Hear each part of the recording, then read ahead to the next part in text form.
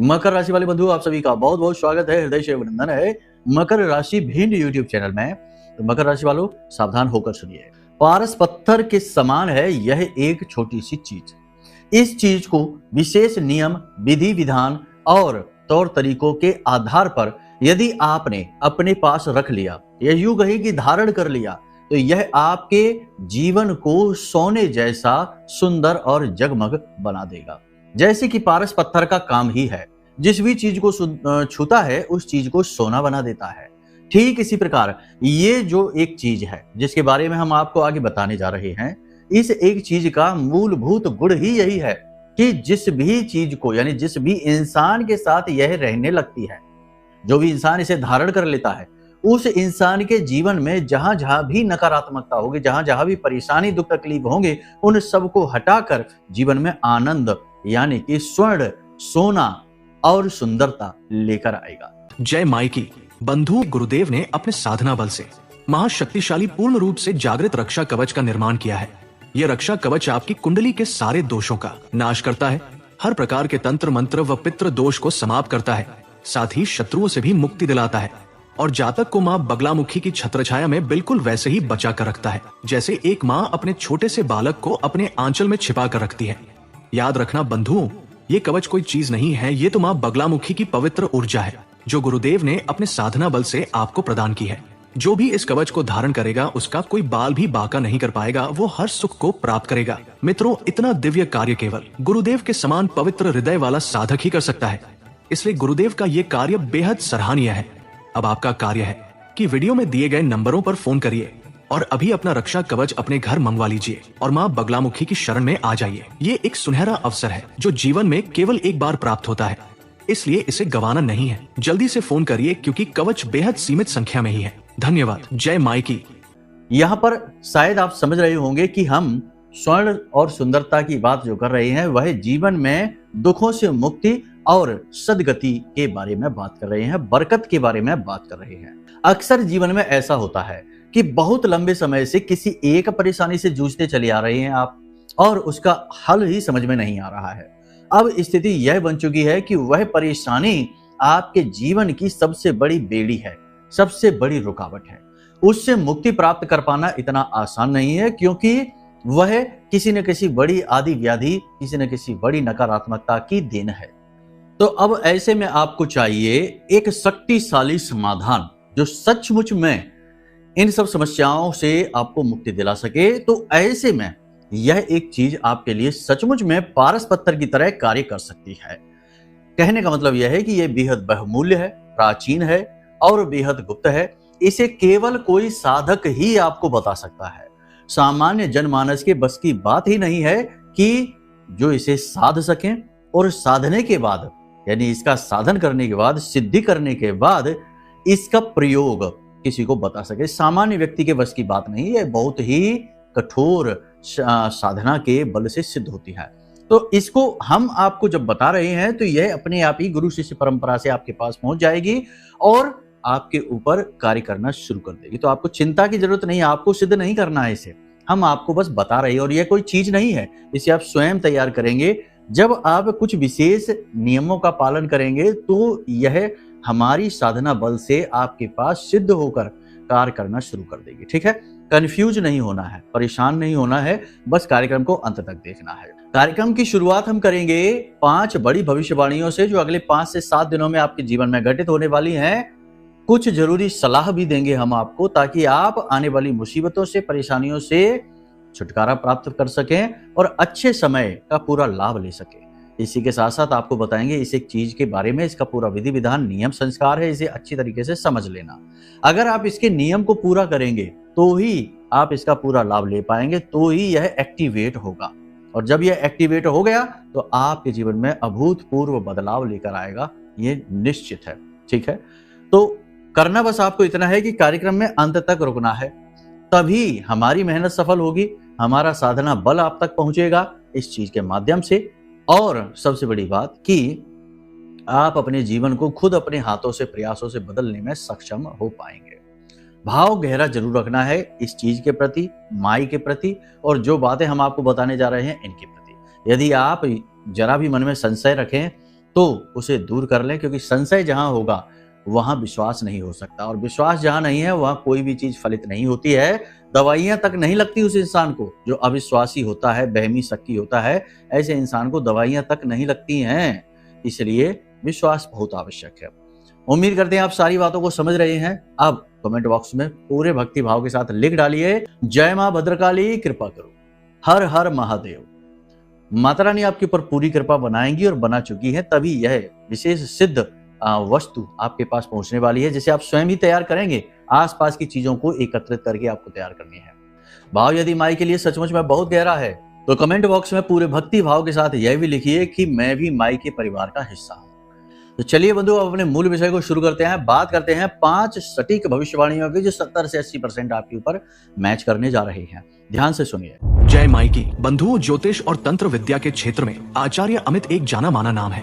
पूज्य गुरुदेव के साधनाओं और ज्योतिष विद्या के अनुभव बेहद दिव्य है। जी हाँ, पूज्य गुरुदेव ने जिसकी भी कुंडली का विश्लेषण किया और कुंडली के अनुसार उसे सटीक उपाय व महामाई माँ बगलामुखी की विशेष कृपा दी, उसके जीवन में सकारात्मक बदलाव तो आ ही है। फिर चाहे समस्या कितनी ही कठिन क्यों ना हो, समाधान तो अवश्य हुआ है। अब ऐसे में यदि आप भी अपने जीवन की किसी बड़ी समस्या से जूझ रहे हैं, जैसे कि कर्जा बढ़ता ही जा रहा है, काम धंधा और व्यापार सब रुक चुका है, रिश्ते नातों में तनाव हद से ज्यादा बढ़ गया है, पूरा जीवन ही नकारात्मकताओं से भर गया है, तो ऐसे में यही सही समय है जब आप श्रेष्ठ गुरु से मार्गदर्शन प्राप्त करें और जीवन के अंधकार को समाप्त कर दिव्य प्रकाश की ओर कदम बढ़ाएं। वीडियो में दिए गए नंबरों पर तुरंत संपर्क करिए और अपनी कुंडली का विश्लेषण व समाधान पूज्य गुरुदेव के द्वारा करवा लीजिए। देर ना करें, आपके देवी देवताओं के आशीर्वाद से ये मौका खुद चलकर आपके पास आया है, इसे गंवाना नहीं है। अभी फोन करें और गुरुदेव से मार्गदर्शन प्राप्त करें। महामाई आपका कल्याण करें। धन्यवाद। अपने काम के प्रति आप बहुत ही सकारात्मक रवैया रखेंगे, जुनूनी रवैया रखेंगे, यानी कि काम बहुत ही ढंग से करने वाले हैं, बहुत मेहनत के साथ करने वाले हैं। अपने काम को कभी कभी मन में संशय भी आएगा। देखो क्या होता है, अच्छे बुरे का मेल होता है जीवन। वैसे तो आप पूरी लगन से कर रहे हैं काम, लेकिन काम के स्थान पर, कार्यस्थल पर कुछ इस प्रकार का वातावरण निर्मित है जो आपको ठीक नहीं लगता, अच्छा नहीं लगता। आपके काम की इज्जत नहीं होती है, जितना क्रेडिट आपको मिलना चाहिए उतना क्रेडिट नहीं मिलता है, और आप कितनी ही प्रयास कर लें आपसे लोग खुश नहीं होते हैं। आपसे जलने वाले शत्रु आपके बनते ही रहते हैं, आपको परेशान करते रहते हैं। तो ऐसी स्थितियों में आप दुखी हो जाते हैं, तो आपके मन में काम को बदलने का विचार आ सकता है, लेकिन आपको काम बदलना नहीं है। ये सबसे महत्वपूर्ण बात है। ठीक है, अभी नहीं बदलना है, अगले 5 से 7 दिनों में नहीं बदलना है, ये महत्वपूर्ण है। ठीक है। दूसरा, आपके कार्यस्थल पर आपके सहकर्मी ही आपकी बुराई करेंगे, उच्च अधिकारियों से चुगली करेंगे, कुछ ना कुछ ऐसा करेंगे जिससे आपको परेशानी होगी, अड़चन होगी। हम आपसे कह ही चुके हैं कि वातावरण ही इस प्रकार का है। तो ऐसे में आपको चाहिए कि आप अपने कार्यस्थल पर लोगों से ज्यादा खुलकर बातें ना करें, काम की ही बातें करें। ज्यादा बातें करने से आपके भेद खुलने लगते हैं, क्योंकि आप बहुत ही भोले भाले इंसान हैं। आप नहीं समझते कि कहाँ सीमा शुरू होती है। आप सबसे खुलकर मिलते हैं, खुलकर बोल देते हैं, जो मन में आता है वैसे लोगों से प्रेम पूर्वक मिलकर सारी बातें बताने लगते हैं, और वहीं पर गलती हो जाती है आपसे। बाद में आपको पता भी चल जाता है कि अरे जरूरी नहीं था, ये क्यों बता दिया, लेकिन तब तक तो जुबान से निकली हुई बात फिर वापस नहीं आती। वैसा ही है। तो पहले ही अलर्ट रहिए, सावधान रहिए, लोगों से कम बात करिए, जरूरत भर की बात करिए, जरूरत से ज्यादा बात नहीं करनी है। काम से जुड़ी छोटी छोटी समस्याएं हैं आपके जीवन में, कार्यस्थल पर छोटी छोटी अड़चनें परेशानियां हैं, उन्हें सुलझाने में आप पूरा ध्यान दें। ये सलाह है आपके लिए। वैसे आप यही करेंगे, लेकिन भावनाओं में बहकर, भावुकता के वशीभूत होकर आप कभी कभी ऐसा भी कर जाते हैं कि आप लोगों से कार्यस्थल पर ज्यादा घुलने मिलने लगते हैं, और ये आपकी परेशानी का कारण भी है। लोग जो कार्यस्थल पर आपके साथ काम कर रहे हैं वे आपके मित्र सखा नहीं है, ना ही आपके रिश्तेदार हैं। वे आपके साथ सिर्फ काम करने का समायोजन बनाकर बैठे हैं, और वहां पर जलने वाले लोग भी होते हैं जो जलते हैं, नीचे गिराना चाहते हैं और खुद आगे बढ़ना चाहते हैं। यही चलता है। आपको ये सारी चीजें पता है, लेकिन आप कभी भावनाओं में बहकर ये चीजें भूल जाते हैं, तो ऐसा नहीं करना। ठीक है। किसी भी व्यक्ति की गारंटी नहीं लेनी है, किसी भी व्यक्ति विशेष या चीज की कोई गारंटी नहीं लेनी है, किसी की जमानत नहीं लेनी है। किसी की ऐसी जमानत, ऐसी गारंटी आपने अगर ले ली तो लोग आपको दुरुपयोग करेंगे, आपकी भावनाओं का दुरुपयोग करेंगे, और आप फंस जाएंगे। सामने वाला धोखा दे जाएगा और आप फंस जाएंगे। तो ये स्थिति है, यहाँ पर थोड़ा अलर्ट रहना है, संभल कर रहना है, किसी की भी गारंटी नहीं लेनी है। जरूरी कार्यों को टालना नहीं है, किस्मत के भाग्य के भरोसे ज्यादा बैठना नहीं है। जी हाँ, वैसे तो आप ऐसे हैं इंसान कि आप भाग्य के भरोसे नहीं बैठते। भाग्य भी आप मानते हैं, भगवान को मानते हैं, धर्म को मानते हैं, लेकिन कभी-कभी ऐसा हो जाता है कि आप भाग्यवादी अधिक हो जाते हैं। आप कहने लगते हैं कि अगर किस्मत में होगा तो आ ही जाएगा जीवन में, नहीं होगा तो नहीं आएगा। जब आप ऐसी बातें बार-बार बोलते हैं और ज़्यादा बोलते हैं, तो कर्म की शक्ति कमज़ोर पड़ जाती है, क्रिया बल कमज़ोर पड़ जाता है और यहाँ से परेशानी शुरू हो जाती है। तो आपको भाग्यवादी नहीं बनना है। भाग्यवादी विचारधारा अपने मन में रखनी है, लेकिन इसे जरूरत से ज्यादा फॉलो नहीं करना है, वरना काम खराब हो जाएंगे। फोन पर कोई बुरी खबर आपको मिल सकती है अगले 3 से 5 दिनों में। किसी प्रकार की कोई नेगेटिव खबर आपको मिल सकती है, थोड़ा सा आप इस पर सोच समझकर रिएक्ट करना, ठीक है ना, वरना आप पैनिक कर सकते हैं, घबरा सकते हैं और घबराहट में आप गलत कदम उठा सकते हैं। गलत कदम से मतलब ये है कि आप माहौल अस्त व्यस्त करेंगे और जो नहीं कहना है वो कह देंगे लोगों से। थोड़ा सा अलर्ट रहना है, ठीक है। सोशल मीडिया पर समय खराब नहीं करना है। ये आपकी आदत है कि आप सोशल मीडिया पर समय खराब कर देते हैं, कभी कभी ज्यादा ही समय खराब कर देते हैं। तो ये नहीं करना है। सोशल मीडिया पर आप अपना समय खराब ना करें। अपनी फोटो वीडियो सोशल मीडिया पर हाल फिलहाल में अपलोड ना करें 3 से 5 दिनों में। इससे भी नेगेटिविटी आती है। सोशल मीडिया जो है वो राहु का सूचक है और राहु यदि खराब हो जाए तो सोशल मीडिया पर अपलोडिंग हानिकारक हो जाती है। तो थोड़ा सोच समझकर अपलोड करें फोटो वीडियो।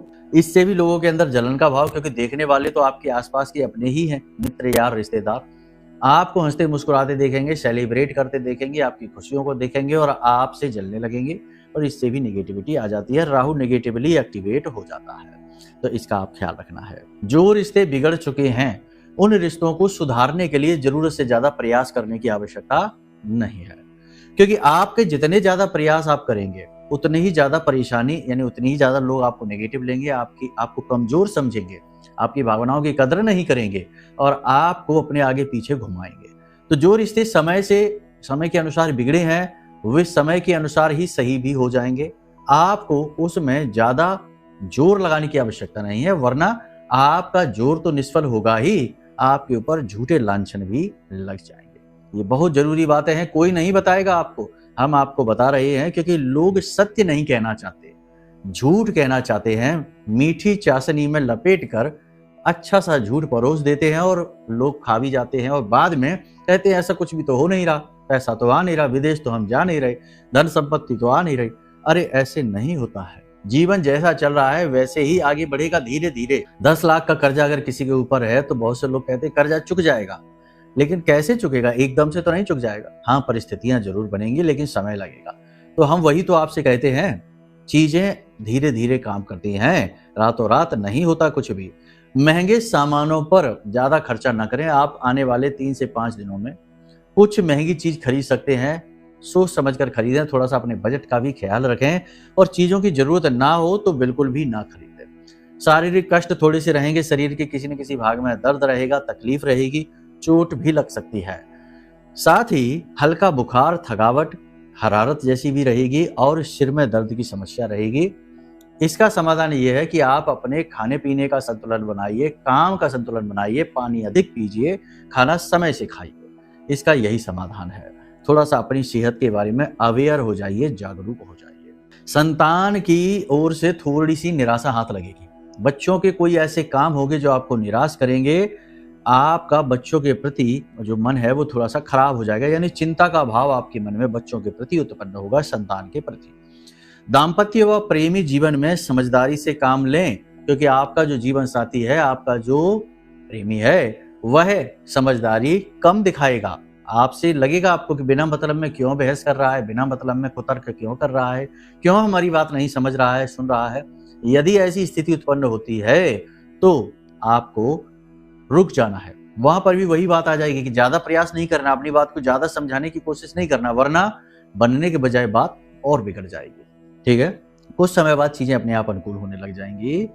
काम के चक्कर में पड़कर अपनी सेहत के बारे में भूल ना जाएं, क्योंकि ऐसा होता है कि जब काम बहुत ज्यादा होता है, मेहनत बहुत अधिक पड़ती है, तो आप भूल जाते हैं अपने खान पान के बारे में, अपनी स्वास्थ्य, अपनी सेहत के बारे में।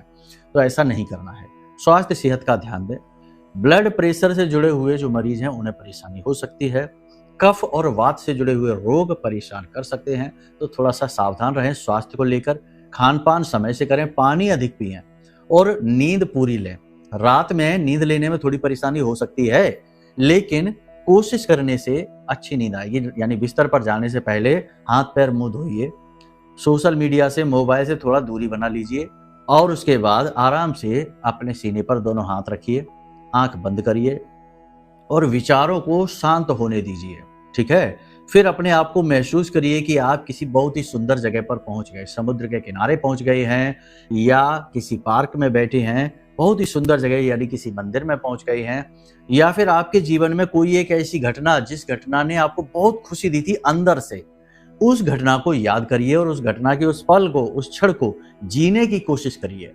देखो, ये नींद की ऐसी विधियां हैं जो आपको योग निद्रा की तरफ ले जाती हैं।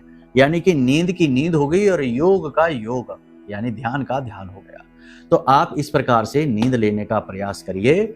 नींद बहुत जल्दी आएगी और बहुत ही अच्छी क्वालिटी की, बहुत ही हाई क्वालिटी की नींद आएगी। ठीक है ना, ये प्रयास आप ऐसे करके देखिए, क्योंकि हम जानते हैं कि अभी नींद लेने में आपको थोड़ी बहुत परेशानी हो रही है, आसानी से नींद आती नहीं है।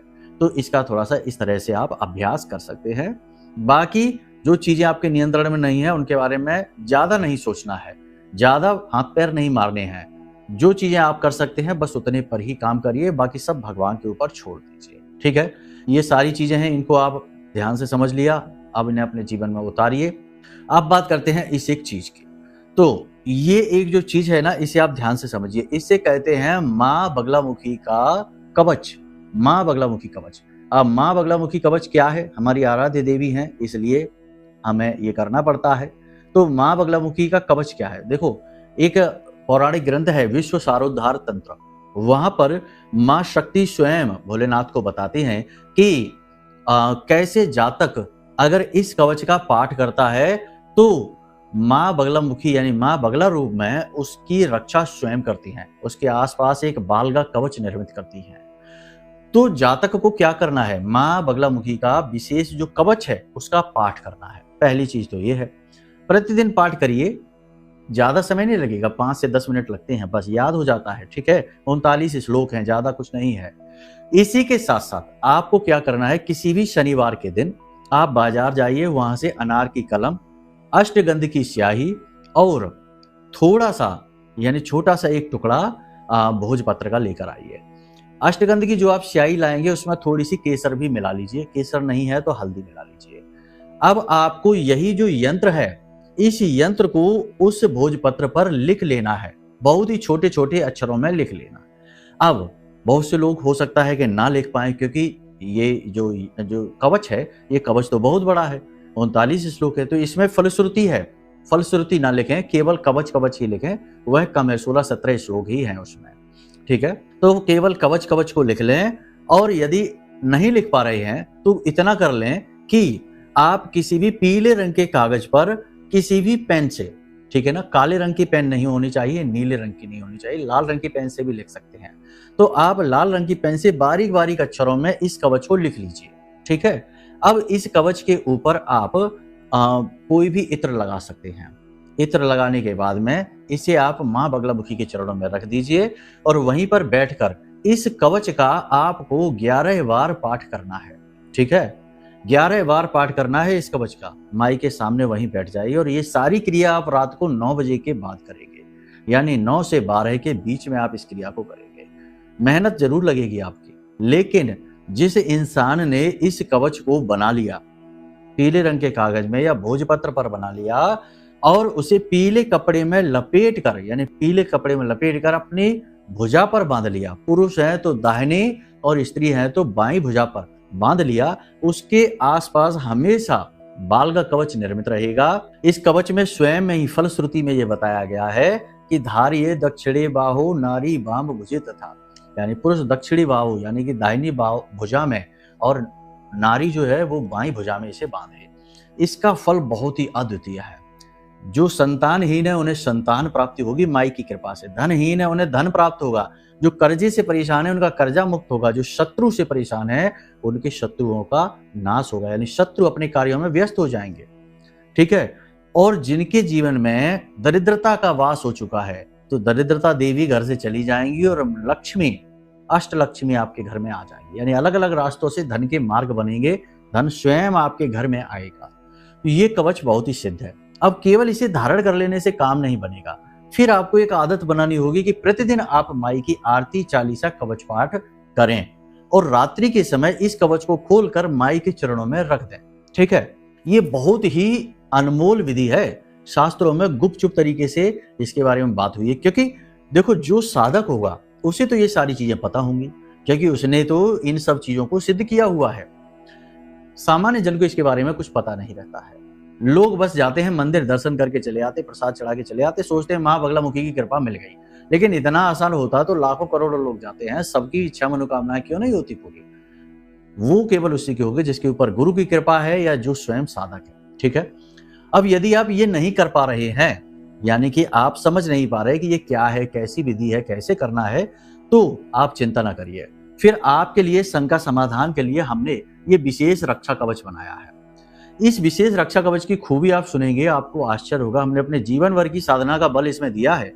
हर एक चीज से जो हमने बताई है, तकलीफ, परेशानी, दुख, उससे दूर करने का बल रखता है ये सिद्ध रक्षा कवच। इसमें आपको मिलेंगी 2 हल्दी की मालाएं। हल्दी की मालाएं आपको गले में धारण करनी है विशेष विधि के द्वारा, विधि भी हम बताएंगे। 2 तावीज इसमें मिलेंगे जो कि इसी विधि से अभिमंत्रित हैं रक्षा कवच के साथ। ठीक है, इसके बाद में आपको प्रसाद मिलेगा जो माई के ऊपर चढ़ाया गया था, माई को चढ़ाया गया था। चंदन मिलेगा, बहुत सारी और भी चीजें हैं। ये पूरे परिवार की सुरक्षा है, तो आप इसे भी बुक कर सकते हैं, मंगवा सकते हैं। ये कोई मार्केटिंग नहीं है, लोगों की जरूरत है इसके लिए बनाया गया है और सेवा भाव से बनाया गया, और बहुत ही छोटी सी दक्षिणा और मूल्य में ये आपको घर बैठे प्राप्त हो जाएगा। तो आप इसे मंगवा सकते हैं, या फिर हमने जैसे आपको बताया उस विधि से आप तैयार कर सकते हैं। इस कवच में हम आपको एक पत्रिका देंगे, पुस्तिका देंगे, उसमें माई की आरती है, चालीसा है, कवच पाठ है, बड़े ही स्पष्ट शब्दों में लिखा हुआ है, आराम से आप उसे पढ़ पाएंगे, वो मिलेगा। फिर हम वीडियो की सहायता से आपको तरह तरह से इसके बारे में जानकारी, मदद देते ही रहेंगे। तो ये जो कवच है यह बहुत ही महत्वपूर्ण है। या तो आप इसे स्वयं खुद अपने आप बना लीजिए, कोई समस्या नहीं है, बहुत ही सरल विधि है, लेकिन इसके लिए भाव बहुत महत्वपूर्ण है। कुछ दिनों का साधना इसमें बल लगेगा।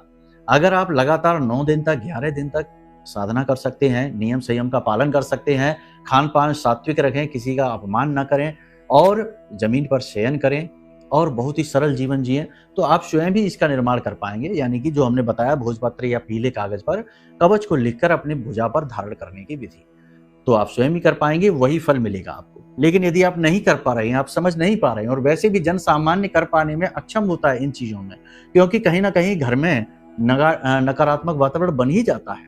कोई शराब पी के घर में आ गया तो आपकी साधना खंडित हो जाएगी। तो इसमें ये चीजों का ख्याल रखना पड़ता है।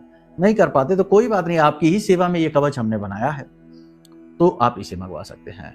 तो बस इस चीज को आप अपने जीवन में लेकर आइए, फिर इसके फल आप देखिए। आप खुद कहेंगे कि गुरुजी आनंद आ गया जीवन में, जो समस्याएं थी कैसे एक एक करके गायब हो रही हैं, हमें खुद ही यकीन नहीं हो रहा, विश्वास नहीं हो रहा है।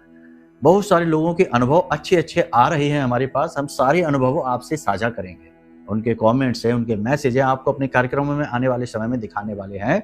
अभी कुछ ही दिन से ये चीजें हमने शुरू की, हमने सोचा कि क्यों ना जनता की कुछ इस प्रकार से भी सेवा की जाए। अब दुर्बुद्धि जो है, कुतर्की है, तो वो तो इसमें भी कहेंगे कि ये व्यापार है। व्यापार होता तो इसकी कीमत 5-10 हजार रुपए रखते, क्योंकि इसमें हमारी जीवन भर की साधना बल लगा है। लेकिन ऐसा नहीं है, इसका हमने बहुत ही छोटा सा मूल्य रखा है, छोटी सी दक्षिणा रखी है, जो इसकी लागत और हमारे सहायकों की सेवा भर है, बस। ठीक है, बाकी आप खुद अपनी सद्बुद्धि का प्रयोग करिए।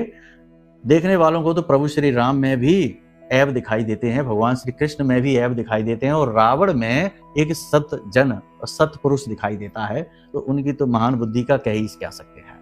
खैर, चलिए बंधु, उम्मीद करते हैं सारी बातें आपने समझ ली हैं। अब यदि मन में कोई प्रश्न उठता है या कुछ विशेष जानकारी चाहिए या कुंडली का विश्लेषण कराना चाहते हैं, तो नंबर वीडियो में दिए गए हैं, नंबरों पर फोन करिए, सारी जानकारी आपको प्राप्त हो जाएगी। बाकी आप अपना ख्याल रखिए, अपने परिवारजनों का ख्याल रखिए और अपने काम पर पूरा ध्यान दीजिए। दुनियादारी के चक्करों में ज्यादा ना पड़िए। हमेशा हंसते रहिए, मुस्कुराते रहिए और महामाई में अपनी आस्था और विश्वास बनाकर रखिए, क्योंकि आपका उद्धार तो माई ही करेंगे।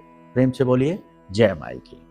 हमारे प्रिय और परम पूज्य आचार्य जी ने अपनी साधनाओं के अनुभवों पर आधारित शक्तिशाली उपाय और क्रियाओं के माध्यम से हजारों लोगों के जीवन को पूरी तरह से बदला है। आचार्य जी के द्वारा बताया गया हर एक उपाय इतना सटीक और कारगर होता है कि जो भी इसे पूरे भाव के साथ कर लेता है उसे साक्षात महामाई की कृपा और आशीर्वाद प्राप्त हो जाती है। इसलिए निसंकोच इन उपायों को पूरे भाव के साथ करिए, आपका कल्याण होगा। जय माई की।